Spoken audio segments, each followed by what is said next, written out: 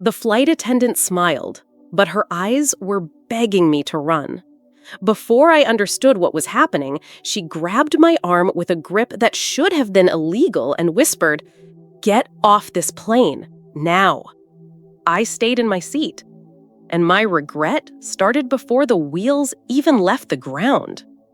I always imagined danger would arrive loud, with screams, chaos, impact. But that day, danger arrived smiling.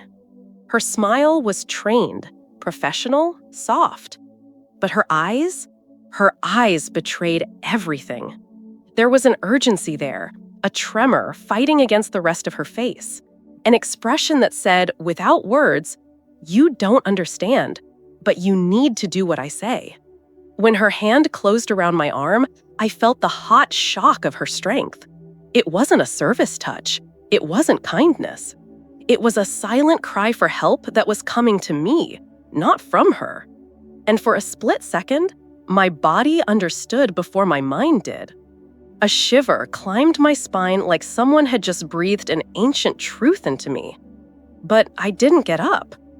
Maybe because I'm tired of running. Maybe because, after years of living with fear inside my own home, I learned to doubt my own instincts. Maybe because I was finally trying to do something for myself, a trip alone, and I didn't want anything to ruin it. So I said the worst thing a wounded woman can say in the face of danger: "Everything's fine." But it wasn't. Her hand tightened, her smile trembled, and she repeated, this time her voice breaking, "Please, go, now." The word "now" hit my chest like a door slamming shut from the inside. I took a deep breath, trying to make sense of what was happening. And that was the exact moment I noticed a detail that made the entire plane seem smaller, tighter, suffocating. A man was watching me. Well-dressed, polished, his posture way too stiff for someone about to take a flight. He pretended to look away the second he realized I'd seen him. Too fast, too rehearsed. And my stomach clenched. Because that look wasn't curiosity, it was recognition. The look of someone who already knows exactly what he's looking for. And I was what he was looking for. My heart sped up so fast I had to swallow hard. The flight attendant noticed, because her gaze followed mine, subtle, cautious, until it landed on the man. And when her eyes found him, her smile died. I'll never forget that silent exchange. It was like watching two people have an entire conversation without a single word. Her eyes saying, "You shouldn't be here." His saying, "Too late." That microsecond shattered something inside me. She came closer again, faster this time, and I felt her desperation sinking into my skin. "I'm going to try, but if you don't get off now," she didn't finish the sentence. And I don't know which unspoken ending was worse, the one she couldn't bring herself to say, or the one the man in the back seemed ready to carry out. I wanted to stand up. I wanted to run. I wanted to be the version of myself that was born after the divorce. But trauma is like a broken wing. Even when it looks healed, it hurts to try to fly. So I stayed. I stayed and tried to act normal, tried to convince my body it was overreacting, an old reflex, an old lie. But in that moment, the universe decided to tear away what little illusion I still had. The radio in the flight attendant's pocket crackled, and a muffled voice said, urgent but controlled, "Is she still in the seat?" They didn't say my name, but they said my sentence. Her whole body froze. She turned the volume down so fast she almost dropped the device. And when she lifted her head, her eyes were wet. Not with fear, with guilt. And I felt like I was living two flights at the same time. The official flight, the one everyone could see, and the invisible flight, the one that was about me. My breathing went shallow, my chest tightened, my soul started to sprint out of my body. I opened my purse to grab a tissue and found something that shouldn't have been there. A note. folded in a hurry, in handwriting I didn't recognize. "You're being watched." It felt like the floor vanished, because someone had put that in my purse without me noticing. Someone had touched my things before I even boarded. Someone knew exactly where I'd be sitting. And when I lifted my head, the man didn't look away. He smiled. A small smile. Controlled. Dangerous. The kind of smile a hunter gives when the prey finally stops running. In that instant, the plane wasn't a plane. It was a prison in the sky. And I had just locked the door from the inside. I should have left. But now it was too late. I always thought that after the divorce, my life would finally be able to breathe. Breathe for real. Breathe without having to ask for permission. But the body takes a lot longer than the mind to believe it's free. That trip, that ticket I bought with my own hands, without checking with anyone, without justifying it to anyone, was my first step out of Caleb's shadow. A small step, but mine. I wanted to taste freedom. I just didn't know freedom could taste like fear. At the airport, everything looked normal. Bright lights, announcements, rolling suitcases, kids laughing, couples arguing over silly things. Life was happening. But inside, I walked like someone trying to hide a tremor. My body knew. My body had always known before I did. I opened my purse before boarding, just to make sure everything was in place, and I noticed it was a little different from how I remembered. The zipper wasn't in the same spot. One pocket was slightly out of alignment. Only a woman who's lived under surveillance notices details that small. For years, Caleb went through my life without needing to raise his voice. He knew where I was, who I talked to, what I spent, what I was thinking. He didn't need to shout. All he had to do was look. That look that said, "I know more about you than you do." Maybe that's why I felt the impact the second I noticed the man by the gate. He was leaning against one side of the corridor, like he was waiting for some silent confirmation. Dark suit, expression way too neutral, a calm that didn't belong in that kind of crowded place. When I saw him, my body froze for a second, not because I recognized him, but because I recognized the intent. It was the kind of look that doesn't seek eye contact. It avoids it too fast, avoids it like someone hiding something. When he noticed I was watching him, he snapped his laptop shut with a dry click and looked away like someone who just got caught. And right there, for the first time that day, I felt the plane, still parked on the ground, turn into the metaphor that would haunt me for the rest of that flight. A prison in the sky. I tried to ignore it. I really did. But my body was already shaking. And when my body shakes, it's because my soul is warning me. Something is wrong. I boarded, trying to shove everything into the comfortable label Caleb had slapped on me for years. "You're overreacting, Jordan. You're making a big deal out of nothing. You twist everything." Negative anchor phrases I learned to repeat against myself. And maybe that's why, when the flight attendant desperately warned me to get off the plane, I hesitated. Because women like me learn early that our instincts are not to be trusted. We learn to doubt ourselves. We learn to believe danger is our imagination, even when it's sitting just a few rows away. When I took my seat, still trying to convince my mind everything was fine, it was impossible not to notice the man again. He was walking down the aisle slowly, scanning each row like he was searching for one specific piece. But when he got near my row, my heart skipped a beat. He pretended not to see me, but he pretended badly. It was the kind of fake distraction so rehearsed it felt staged.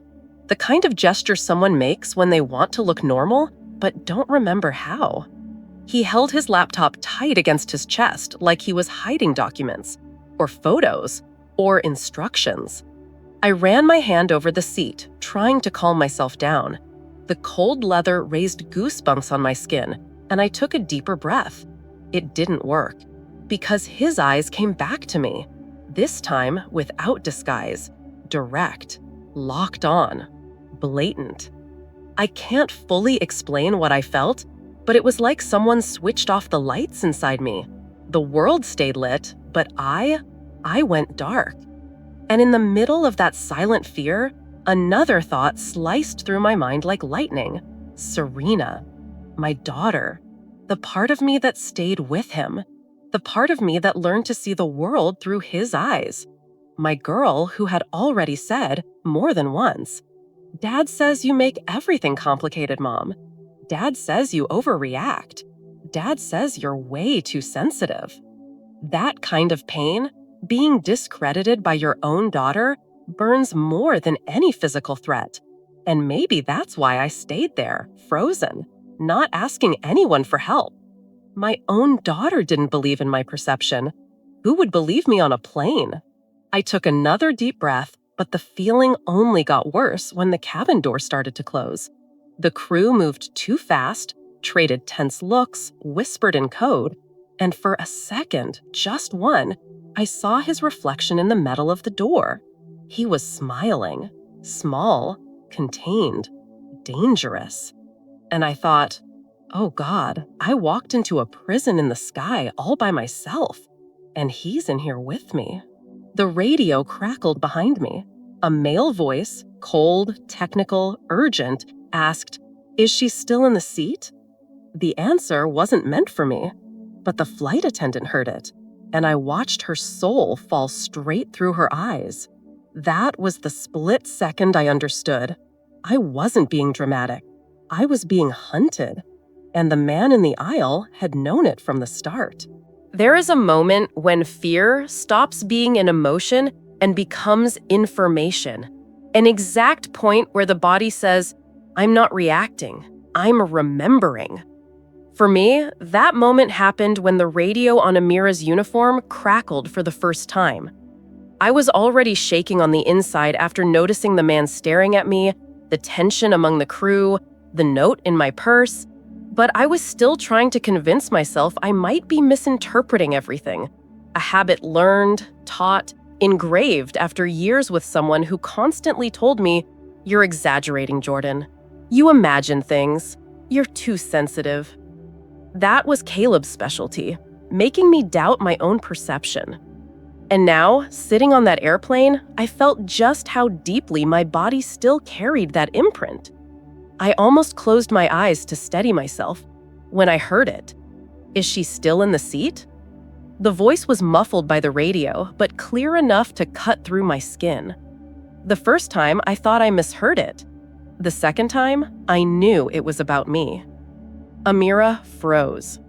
Froze like someone trying to keep the truth from spilling and realizing it already had. She switched the radio off with a frantic, silent force, like she was trying to put out a fire with her bare hands. Her eyes searched for mine. And in that instant, there was no protocol left. Only fear. Fear for me. She muttered a rushed, "Excuse me," and stepped away, almost tripping over her own feet. And before I could ask anything, I noticed the other flight attendants were avoiding looking at me altogether. That's when I understood there was a parallel scenario unfolding inside that aircraft, a hidden script, an internal alert, a plan that didn't involve the other passengers. It involved me. Suddenly, the plane felt too small. The white lights felt like blades. The air conditioning felt like it was freezing the center of my spine. I started watching everything, not out of curiosity, out of survival. Liam, the flight attendant walking up and down the aisle, was checking seatbelts with unusual intensity. But when he reached mine, he tugged it so hard that my body jerked against the seat. His eyes shifted quickly toward the back of the aircraft, as if confirming something. I shuddered. It was as if everyone on that crew knew something I didn't, something that involved me. Something I was at the center of. Fear didn't scream. It whispered. I tried to breathe and name the knot twisting inside me, but before I could, another detail knocked the air from my lungs. The man watching me, the man in the suit, stood up again. not to grab something from his bag, not to use the restroom, not to speak to anyone. He stood like someone who had just received a signal, like someone who'd been given permission, like someone moving in sync with the timing of a hunt. And he took 2 steps toward me, 2 steps that shook my entire world. My heart pounded so hard I could hear it in my ears, but my mind suddenly cleared, crystal clear, as if it said, "Now you need to see everything. Don't look away." So I looked. He wasn't blinking, wasn't pretending anymore. It was direct surveillance, bare, explicit, fearless. The kind of look that says, "I know who you are, and I know that you know I know." And the more I watched him, the more the airplane transformed in my head. The metaphor grew, alive and sharp. This aircraft wasn't transportation. It was a prison in the sky, and he was the warden. My body wanted to bolt, but my legs didn't respond. So I tried to breathe, slow, deep, to keep myself from fainting, from spiraling, from losing the only weapon I had left, awareness. And when my breath finally found rhythm, something tugged at my memory, something I had forgotten in the chaos. My purse. Something had been wrong with it even before boarding. With shaking hands, I opened it again, not to grab anything, just to confirm I wasn't losing my mind. And there, tucked between my documents and a tissue, was the note I hadn't fully let myself face. "You're being watched." The handwriting was slanted, urgent, almost shaking, like it had been written on the move. And in that instant, I understood. It wasn't paranoia. It wasn't imagination. It wasn't trauma twisting reality. It was a warning. A warning from someone who tried to alert me before anything began. A warning from someone who knew what was about to happen. A warning from someone who believed me before I believed myself. I closed my purse carefully, like I was holding a bomb. And when I lifted my head, he was closer. With every second, the aisle felt narrower, the air thinner, the cabin noise swallowed by a liquid kind of silence. But through the panic, a grounding sentence rose inside me, born right there in the moment survival kicked in. I'm not crazy. I'm aware. And that sentence saved me from collapsing because it shifted everything. Fear stopped being paralyzing and became strategy. I started observing him the way he observed me, with precision, with intention, with awareness. I noticed how he shifted his weight from one foot to the other, ready to act. How he watched the curtain near the cockpit, waiting for a signal. How he tracked every crew member who got near me. And when the curtain moved slightly, revealing a hint of shadow behind it, I heard another radio transmission, this time so clear the blood drained from my head. If she doesn't get off before takeoff, we won't be able to intervene. Intervene? Intervene in what?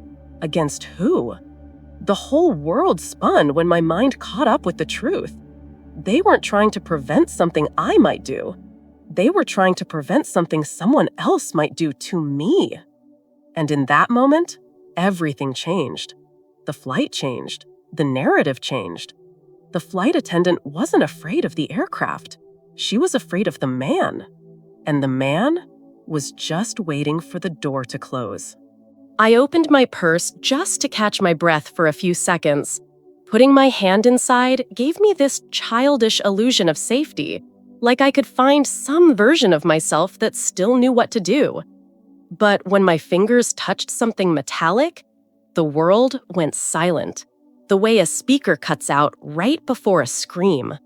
It was cold, heavy, strange, and most importantly, it wasn't mine. I pulled it out slowly, like lifting a wet secret out of deep water. And when I saw what it was, my heartbeat didn't speed up. It dropped, deep and heavy, like it was trying to warn me. Jordan, you can't deny this anymore. It was a key latch, an old one with a side mechanism, The kind used on technical doors, maintenance compartments, internal locks. I stared at it for long seconds, lost, dizzy, confused, until the truth finally took shape. Someone had gone through my purse twice. Once to place the note, and then to leave this. And this time, it wasn't a warning. It was a tool. My body reacted before my mind. Heat shot up the back of my neck, the kind that comes right before fainting, but from anger, from indignation, from delayed realization. Because the woman I used to be, the woman Caleb shaped, would have said, maybe I put this here without remembering. Maybe I'm overreacting. Maybe I really am too sensitive. But the woman I was becoming on that flight didn't accept those lies anymore. Not after the note, not after the stare, not after the flight attendant begging me to get off, not after the voice on the radio, not after the tension crawling under every gesture around me. I turned the key latch between my fingers and felt a small movable piece on the side. It was like part of a mechanism, like something meant to fit somewhere, or something ripped out of its socket. But where? My heart sped up again. My palms grew damp. The air in the cabin felt too thin. The plane, that prison in the sky, was now full of symbols I didn't yet understand, but all pointing in the same direction. I was being prepared for something, and it wasn't good. Amira appeared again for a moment, walking fast, hair tied up hastily, eyes red. Her gaze flicked to the latch in my hand, then back to my face, and she looked away with a panic so raw it knocked the breath out of me. This wasn't coincidence. This was coordination. And she knew. She'd known since boarding, maybe earlier. I leaned forward slightly, trying to catch her attention quietly. But before she could come closer, another voice, male, came from behind the curtain. She can't see anything. Do you understand? Nothing. My blood froze. And suddenly, like someone switched on a floodlight inside my mind, everything became clear. The flight attendant wasn't trying to prevent an accident, or a mechanical issue, or some operational problem. She was trying to stop a man, and not just any man. The man who hunted me emotionally for years. The man who turned silence into torture. The man who insisted I wouldn't survive without him and was always ready to prove it. Caleb. My ex-husband was here, on this flight, in this cabin, in my airspace. The same ground I had finally found after leaving him was now under his reach again. My stomach flipped, my breath sped up, my whole world trembled. The voice behind the curtain continued. She wasn't supposed to suffer. You promised it would be quick. Quick. The word hit me like a hammer against my ribs. This wasn't an accident, wasn't emotional intimidation, wasn't just surveillance. This was a plan, an execution, something orchestrated long before I bought that ticket. And suddenly, the latch in my hand stopped being an enigma and became evidence. Evidence that someone, maybe Amira herself, was trying to give me a fighting chance, a tiny chance, a crack in the metal walls of that prison in the sky. One breath of possibility before whatever quick thing they were planning. I swallowed hard and straightened my spine. For the first time on that flight, a small, stubborn spark lit inside me. Anger, fury, will. Not the kind of anger that destroys, but the kind that saves. The spark that appears when a woman realizes she spent years defending herself, but now, finally, she's ready to fight. Instinctively, I slipped the latch into the sleeve of my jacket. No one could know I'd found it. No one could see my reaction. No one could realize I was starting to understand. I turned my face away, breathed slowly. Did the thing Caleb never expected me to do. I thought before I felt. I planned before I panicked. I prepared before I reacted. The plane shook with the last push of takeoff. The cabin tilted upward, and in that perfect second, when everyone's attention drifted to the ascent, the man watching me tilted his head, i.e., realized I wasn't the frightened prey he'd expected.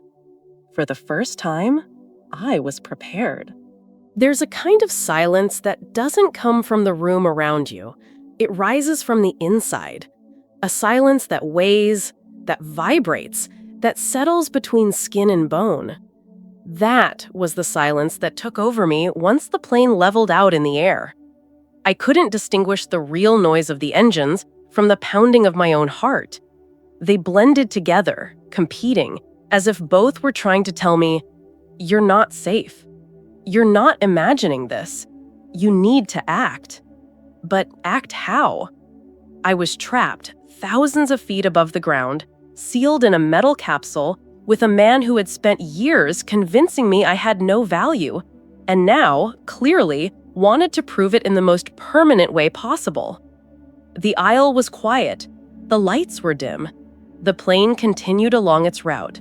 And he watched me. He didn't blink. He didn't disguise it. He didn't pretend to be a regular passenger. The man who switched seats just to move closer was now only a few yards away, leaning forward, his eyes glued to my face like I was a code he needed to decode or erase. That look. I knew that look. It was the look Caleb used whenever I did something he couldn't control. When I wanted to go somewhere alone. When I wanted to take a class. When I said no. When I breathed differently. That absolute surveillance, that silent pressure, that scrutiny that existed only for me. It was all there, now staring at me through another man's face. A man who wasn't a stranger to my past, after all. And in that moment, something decisive happened inside me. I stopped being just afraid of him. I started studying him. I focused on every micro gesture, every shift in posture, every breath. The way he rested his elbow on the armrest, how his fingers tapped lightly, how his chin lifted slightly whenever the galley curtain moved. He was waiting for something, or someone, and I was the center of it. I took a long breath and retreated mentally into the only place Caleb was never able to reach, my strategic mind. Because I knew the truth. If I let panic swallow me, I was done. If not in the air, then inside myself. I closed my hand around the metal latch hidden in my sleeve. It grounded me. A reminder that someone had tried to save me before I even understood I needed saving. A reminder that I wasn't as alone as Caleb had trained me to believe. That new anchor phrase rose again, sharp and steady. I'm not crazy. I'm aware. And this time, I believed it. But when I lifted my face again, what I saw nearly cracked the courage I just rebuilt. The man was closer. Now seated at the end of a row with a perfect view of me, he leaned his face into his hand, a casual posture, if we ignore the fact that no one stares at another passenger like that on a normal flight. It was open surveillance, brazen, intentional. My stomach twisted, my palms grew damp. But this time, I didn't look away first. I held his gaze for seconds, maybe minutes, until I felt something shift. Not big, but real. For the first time, he realized I wasn't the limp, compliant victim he had expected. And that made him move. A tiny adjustment, discomfort, as if I had broken an unwritten rule. I didn't smile. I didn't flinch. I simply remembered something painful and empowering. I survived years with a man who tried to erase my emotional existence. I know how to survive silent predators. But then, the curtain opened again. Not like before, with frantic urgency, but with purpose. Amira stepped out, pale, breath short, eyes wide. She didn't look at him. She looked straight at me. She walked fast, like every second lost might cost a life. Mine. And as she passed the row where he sat, I heard her breath catch. Not fear of flying, fear of him. And that's when the final clarity hit me like a cold wave. This wasn't coincidence, not paranoia, not misinterpretation. I was being hunted inside that flying prison. And the farther the plane traveled, the smaller my safety margin became. Amira stopped next to me and took a quick breath. She wasn't smiling now. She wasn't pretending. "Jordan," she whispered, so quietly only I could hear. "Don't react. He's waiting for you to do that." My heart froze, because she finally said out loud what I had been trying not to admit.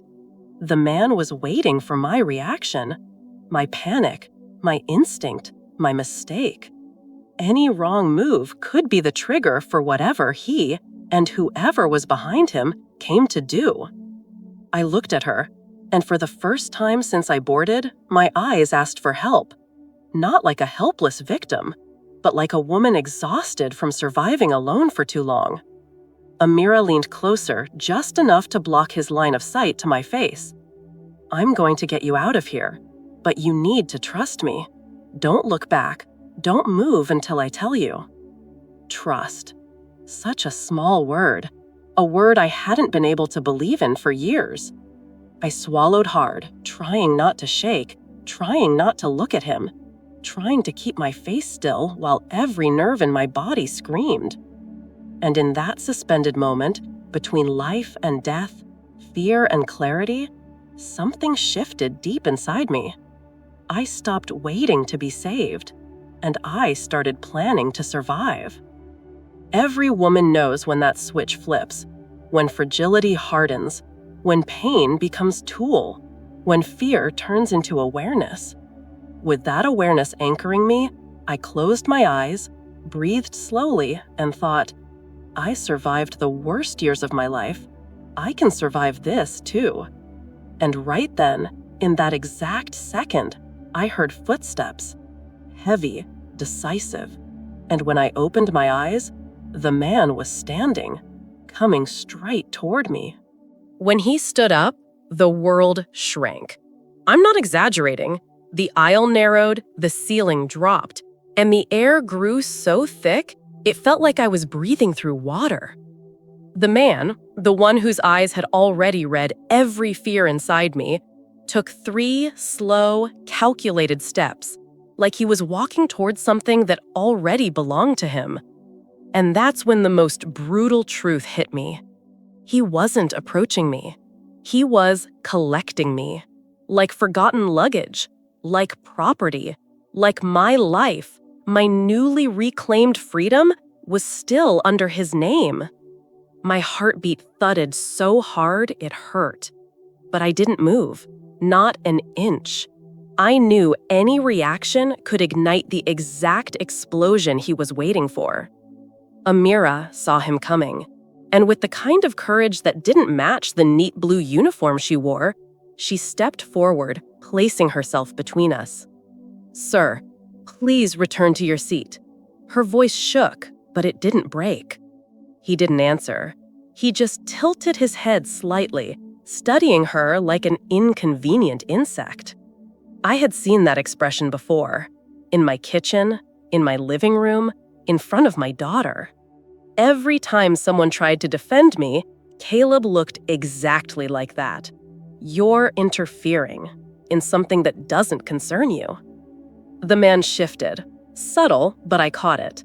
He tried to step around her, as if she were nothing more than a piece of furniture in his path.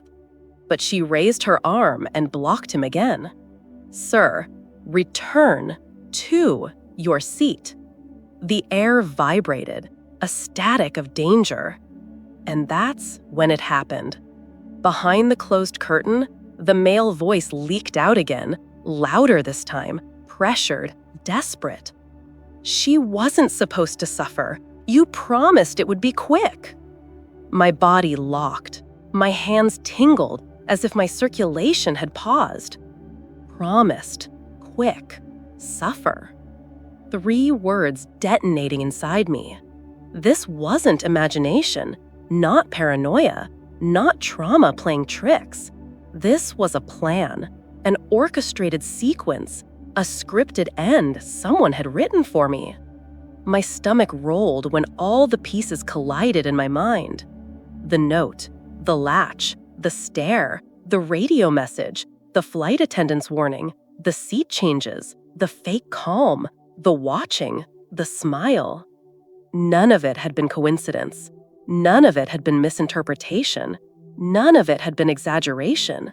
I was inside a trap, a prison in the sky, with the hunter on board.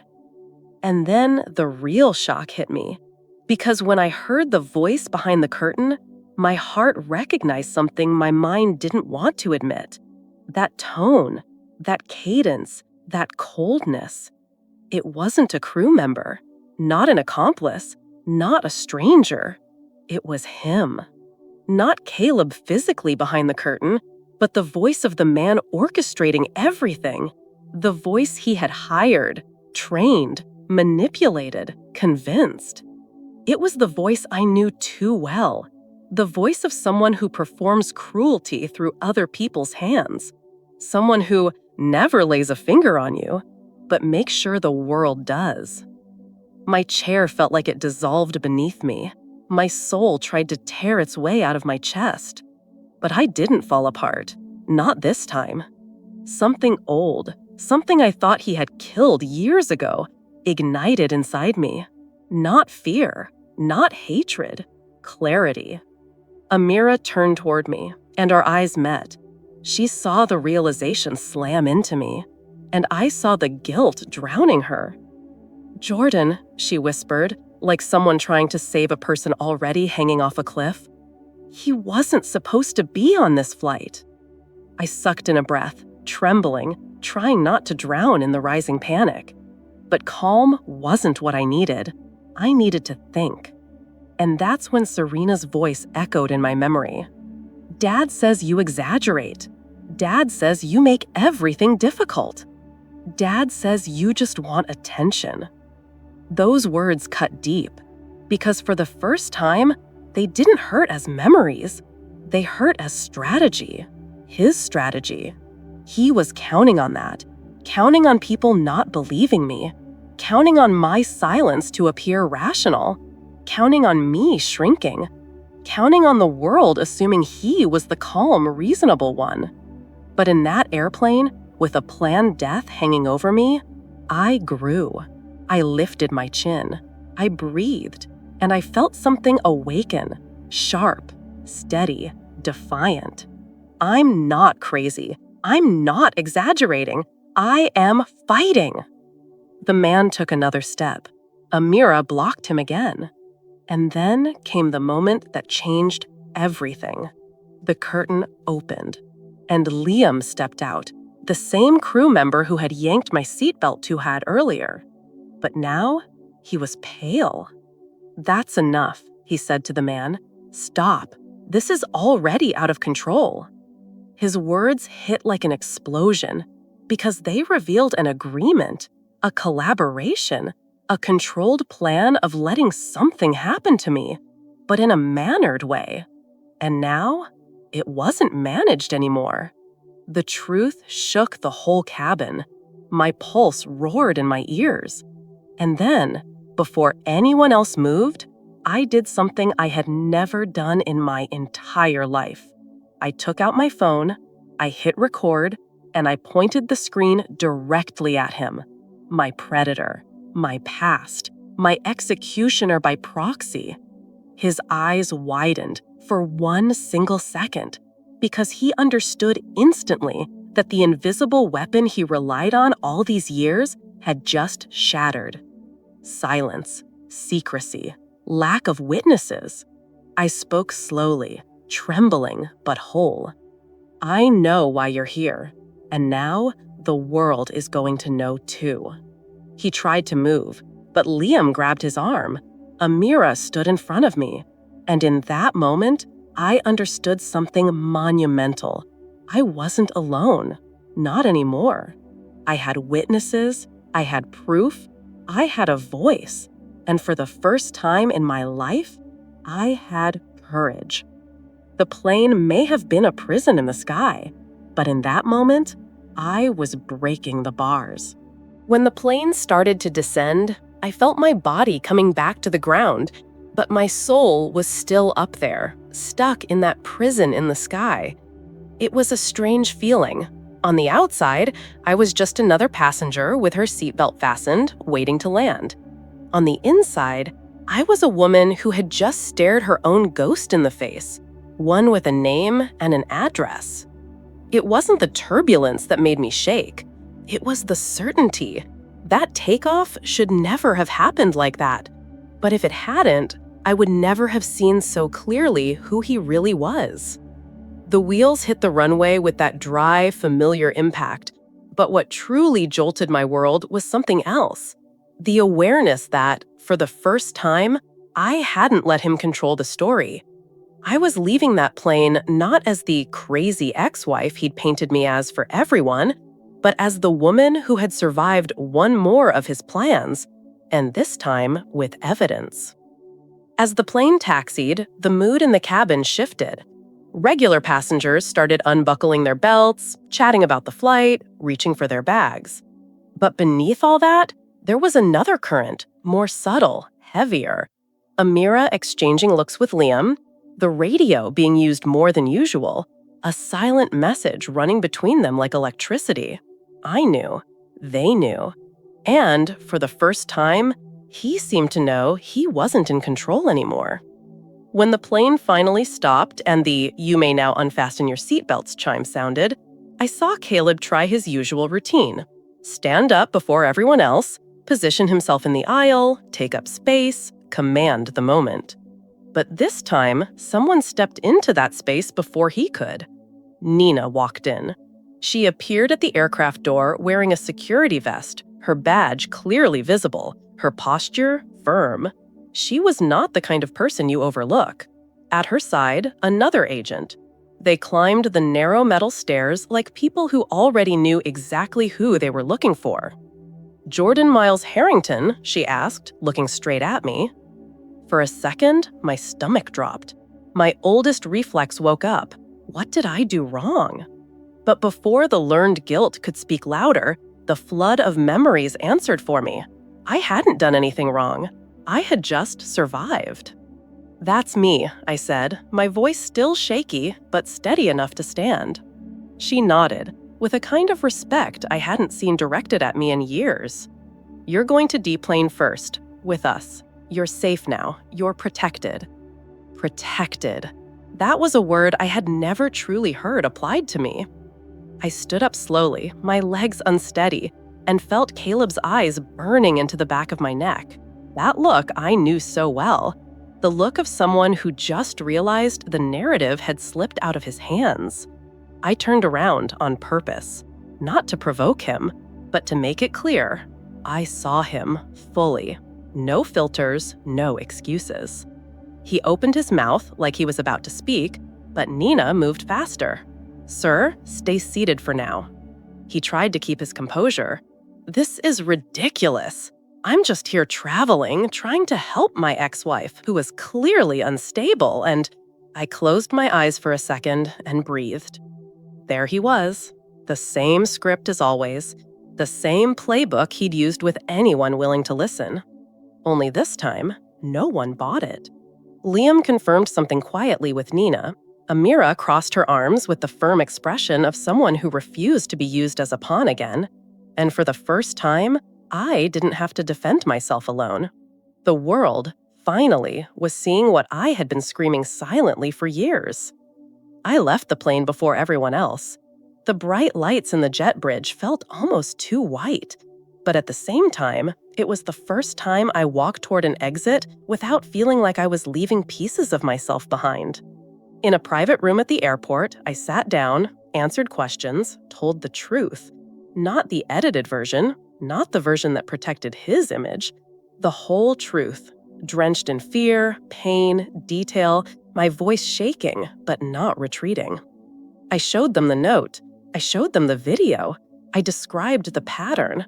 I talked about Serena, how he'd been turning her against me, and how that was part of the same script. Isolate me, discredit me, silence me. The most shocking part wasn't speaking. It was watching how no one laughed. No one brushed it off. No one asked, "But are you sure you didn't misunderstand?" For the first time, I wasn't dramatic. I was the victim who survived just in time to tell her story. The procedures were exhausting. Statements, forms, detailed recounting, back and forth questions. But every single step had an effect I'd never felt before. Validation. Someone looked at me and said, with their eyes, their gestures, the paperwork on the table, "You're not making this up. This is serious." The updates came in pieces. He would be formally questioned, there would be legal consequences, restraining orders strengthened, violations investigated. Calm as ever, he would try to twist everything, to play the victim, calling it concern, care, worry.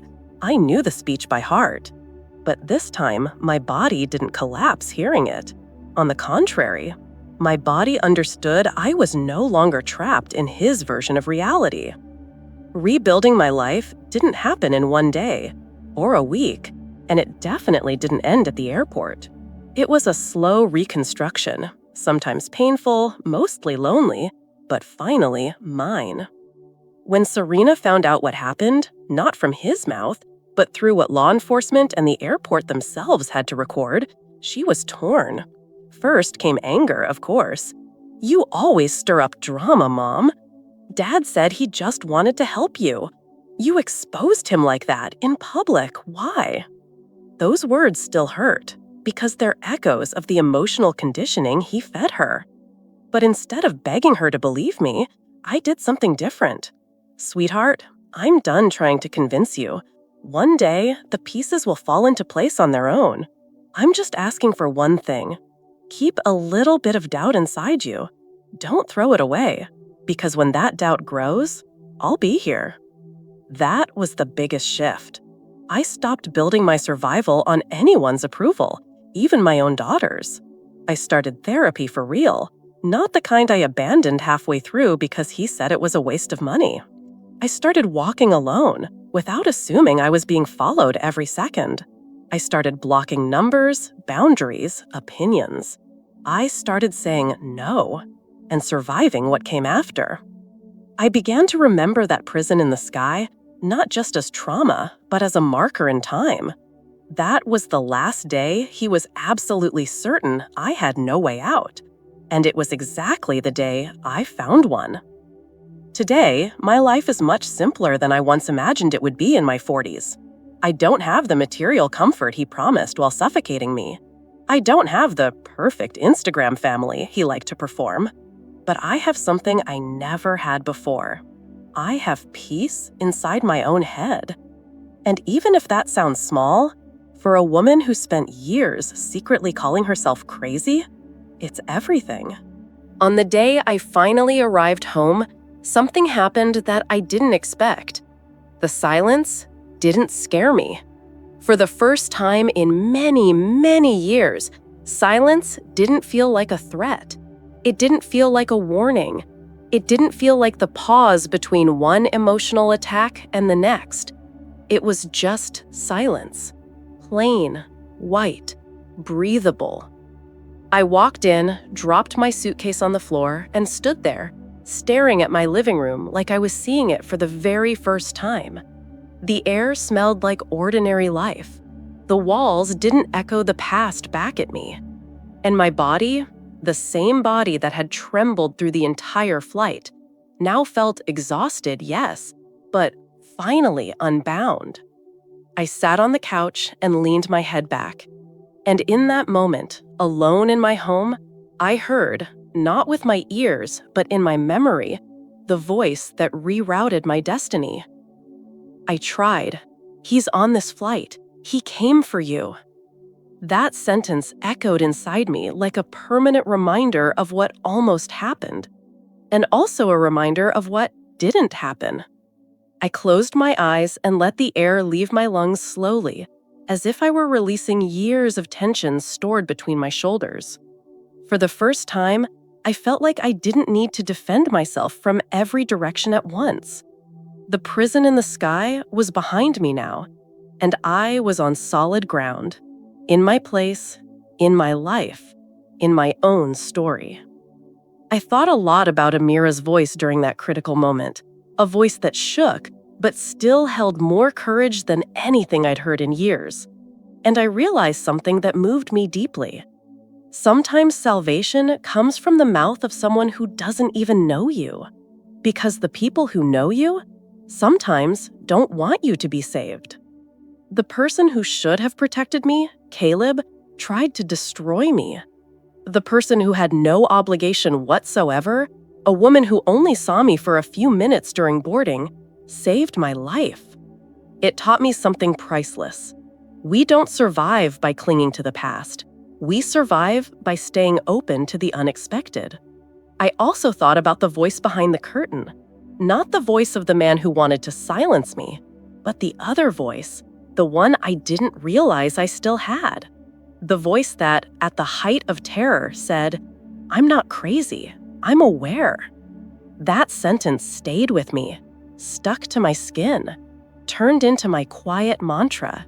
Because for years, I believed my instincts were flaws, that my sensitivity was weakness, that my perception was exaggeration. But that was because someone who claimed to love me, learned to tune my doubts the way a musician tunes an instrument. Until the day the instrument snapped out of tune, and I finally heard my own voice for the first time. I took another deep breath and let my body sink into the couch. And in that instant, a truth settled over me like a warm embrace. I survived. And for a woman like me, surviving isn't just staying alive, it's staying whole. Even when broken, even when shaking, even when carrying scars no one else sees. My phone buzzed. Serena. The screen showed a short message. "Mom, the police called. Can we talk?" My chest tightened. For years, I'd longed for a moment like that. For years, I had agonized over the distance between us. For years, I thought I needed her belief for my pain to be real. Today, not anymore. But yes, I wanted to talk. "Of course, sweetheart. Whenever you're ready," I sent it. Without expectation, without desperation, without fear. Because for the first time, I knew exactly who I was and who I wasn't. I stood, walked to the kitchen, and opened the window. The wind blew in, cold, but not the cold of a pressurized cabin, not the cold of danger, not the cold of a predator's eyes. It was the cold of an ordinary night, the cold of real life, the cold of the present, right here, right now. And that's when I understood the real metaphor. The voice that changed my life on that airplane wasn't his voice. It was the voice of the person who believed me, and the voice I finally learned to believe inside myself. I smiled to myself, a small smile, but a whole one. Because today, I know something that sounds simple, but is the kind of truth that saves women everywhere. You don't have to scream for someone to believe your pain. You just have to hear yourself, truly, for the first time. And if you've stayed with me until the end, thank you. Truly, thank you. Women like us don't want violent revenge. We don't want destruction. What we want, deep down, is peace, emotional justice, to be seen, to be believed, to breathe without fear. And if no one has ever told you this before, I'm telling you now. You deserve protection. You deserve freedom. You deserve happiness without asking anyone's permission for it. Thank you for being here with me. I'm holding you close from here, steady, warm, the way you should have been held years ago.